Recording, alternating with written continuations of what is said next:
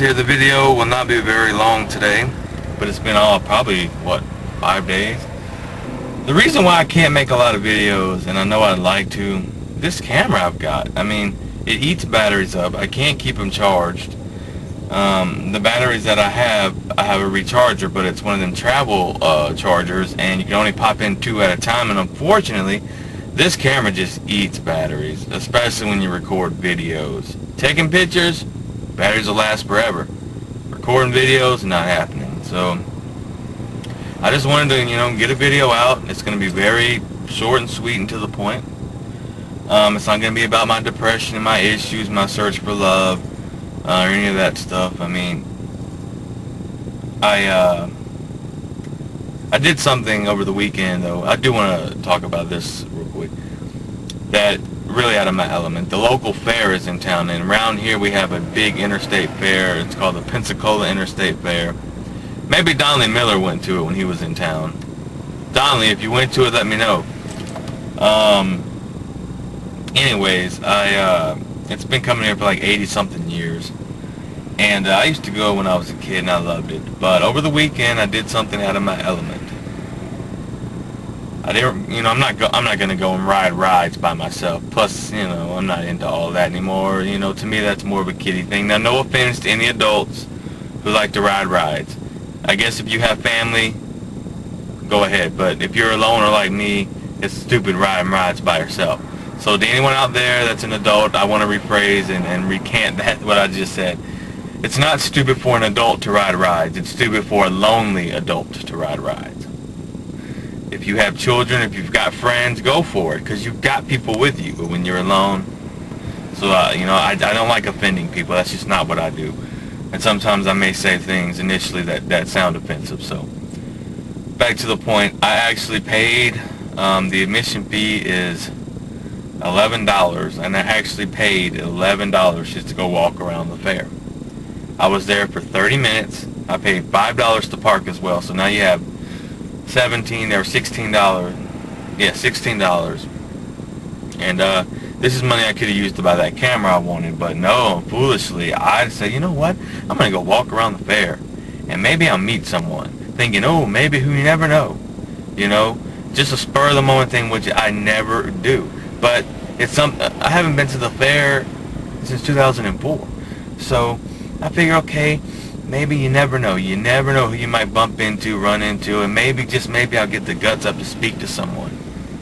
It was a waste of my time. I got there, and I started seeing all the couples and all the, the girls, and no way in hell was I ever gonna, in my state and the way I am now, I don't even know what I was thinking. There was no way I was gonna get up a nerve to talk to someone, and all it did was depress me, and I ended up wasting $16. I ended up going home, and I ended up crying that night, and I'm not embarrassed to say that, as you people already know. I'm not ashamed to admit that I cried. And Donnelly, this is to you, my friend. If you cry, let it be known. Don't hide it, okay? If you're depressed, and I believe that you are, even though initially I did not, you have to cry sometimes. So be a man and admit it. There's nothing to hide. When you're down and you're out, you cry, and that's part of life. And I've never seen Donnelly admit to crying. So, Donnelly, if you're a man, come on, you're a big man, admit it. Admit it. You're not going to scare anybody off. Be real about it, man. Admit that you cry sometimes. But that said, I was in a hole all weekend after that. I went Saturday afternoon, and I was in funk mode, like down. Like I didn't get out of bed from the time I got home Saturday till this morning. I had to go to the clinic that I go to, and I did not get out of bed at all, and I was like, forget it. There's no way in hell. I barely ate anything over the weekend. I was just really depressed because it reminded me of a time when I was younger going to the fair and the same exact thing, failure. I used to, when I was, 14, 15, 16, 17, 18, those ages I went to the fair by myself. I had no friends in the same situation. The difference then is I stayed longer. I didn't drive myself. Well, 14 to, I didn't get my license until I was 17, so 14 to 16 I had somebody drop me off, my grandmother. So I had to stay for a while because I couldn't just call her to come back. She would have been upset that she spent the money. And then when I got my own, license in my own car, I went on my own, but I still stayed a little longer than I did on this trip. But it just reminded me, my God, I'm 30 years old now, and the same shit happened to me in my teens. Oh my God, the same thing. It was like deja vu. As I was walking, I pictured young Chris. Because back then, I tried to be fashionable, I tried to be stylish, and one of the popular things in the late 90s was Jinko jeans, big baggy. The baggier the jean, the wider the leg, the more hip it was. So here I am, I go out, and I got my Jinko jeans on, I got my loose shirt on, I got a cap on. I used to wear caps a lot because I know caps are in style again today, but they were in style back then too. I know there's a different type of fashion since it's like, even if you don't like sports, you wear sports hats. That's just like, I don't understand it. But the way the hat's made these days is a little different than in my generation. But anyways, it was just popular, and I tried my best, my damnedest. I knew I wasn't that great looking, and I knew I didn't have any, people or friends and girls liking me at school. But I thought maybe I could meet someone who didn't go to my school, and maybe I could meet some people who, and I'm talking in particular on one incident. This was in '98. I was 16, and so I was out there at the fair, and do you know what? Here I am thinking that I was wearing something that was in style, but apparently I didn't get the message, and Jinko jeans were fading out. And I remember getting laughed at because I was wearing these really baggy ones, and it was the legs were so wide at the bottom that they covered my shoes. So it was already hard walking around, you know what I'm saying? And the bottoms of them were getting all torn up, and people were making fun of me saying I was wearing bell bottoms. Well, hell, that's what I thought the fashion was. That's what I thought the style was. I seen lots of people wearing them, at least I thought. But when I tried to do it, I get made fun of. It just broke my damn heart, and I could picture myself at 16 when I was there the other day, and it hurt to say, hey, Chris, you're 30 years old, and it's the same shit. Now, this time, obviously, I'm not a teenager, and I'm not trying to wear no fancy, whatever's in style, because I just throw on my jeans, shorts, my t-shirt, my sneakers, and I go. I'm not fashionable, period. I got old jean shorts, I got old t-shirts, that's how I roll.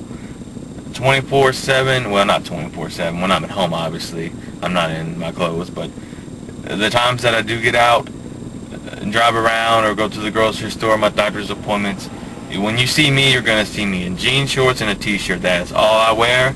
If that ain't fashionable, I don't give a shit. That is my style. I don't care. I'm a jean short, t-shirt man. If you don't like it, tough luck. And obviously no one likes it because I don't have any friends. But I don't care. I'm not changing the way I feel comfortable about what I like to wear for anyone. So anyways, I just wanted to share that little experience with you. And just, you people out there, do you believe in deja vu? Because, like I said, the whole time I was out there, not the whole time, but a good chunk of it, because I was only out there 30 minutes, but about, I'd say 10, 15 minutes, as I'm walking, in my head, I see 16-year-old Chris walking, and I see the laughs, even though no one said nothing to me, nothing. I see the people that laughed at me then. I saw it, and like I said, as I saw also all the couples, all the happy people, the smiling people, the girls, even the single girls I thought I would soon would be single because they were with their girlfriends and things of that nature, whatever. It just depressed me, and it's something I should have never done, and I knew this was going to happen, but I did it anyways. I thought I'd try to go out of my element, and I made a huge mistake, and I paid for it all weekend. I really did. But again, do you believe in deja vu? Do you believe that, same thing happened to me? Not 100% like the making fun of part, but the same things that happened when I was in my teens when I went to the fair just happened to me when I was 30, with the exception of people laughing and making fun of me. It's just the getting depressed part and coming home being all down and out and sad and just really angry at the world. Depression is a bitch, and it will eat you up and it will tear you down, and I don't know how to beat it. Medicine has never worked. So what are you supposed to do? They tell you to take meds They tell you to get counseling. Well, I've been doing that since I was 15 years old, okay? I've been getting counseling, getting meds. Never worked. So what are you supposed to do? Does anybody know? You know, does anybody have any answers? Is there experimental therapy or experimental ways to beat depression? Hell, I'd even go as far, to be honest with you, and this is what I want to get into when I have more time with my batteries. They're probably about to go dead, and I hope I can upload this video today. This is Monday. If you're seeing this video on Monday, good, my battery's held up. But you may be seeing this video Tuesday or Wednesday. So, anyways, I would go as far as to have my memory wiped. And completely. You know, I believe that can be done. I'm not 100% sure, but I believe that they can wipe or do something to you to cause memory loss. So that way I don't know who the hell I am, I don't know any of my experiences, and hell, I don't know that I'm depressed. And then I start over. You know, they tell me what my name is, I wouldn't want that name though. So I would make sure to let them know if they were ahead of time. Give me, you know, legally, I'd make sure it's legal, because you can change your name, but I want a new name. You know, I want to be woke up in a, you know, well, however this happens. I know I'm probably far-fetched. I don't even know if this is even possible, but I would like to get a new name. I would like to be taken, or I'd like to do this in another city, in another state, so that way I just have a completely fresh start. Because my opinion on this is, even if they wiped your memory and you woke up in the same place, city, wherever you're from, I believe that your mind has the power to reach back and you will start remembering things, and I would never want that. Now, true, that could happen elsewhere. Something could trigger your memory, even though your brain has been wiped, which again, I don't even know if they can do this, but I volunteer to do it if I could. And I'm not trying to sound stupid, and I know I do, and I try to be sound as smart as I can, but sometimes I know that I do come off sounding completely idiotic. Like when I talked about a female robot for love, I probably came off very stupid in that one. And I'm probably coming off stupid here, but this is how far I would go to get rid of this. Sure, I wouldn't have any memories of who I am, and sure, it's quite possible that the brain can regain, because there have been, you know, cases of people who've lost their memories through accidents. They got their memories back, and if I voluntarily have my memory erased, which I don't even think, I don't know if you can, but if, you know, they could do something to do that, it is quite possible that I would regain full memory eventually. But at least for a few years, I could actually gain a life, possibly. Because, again, I wouldn't know any of my experiences. I wouldn't know who I was, my background, what I've been through.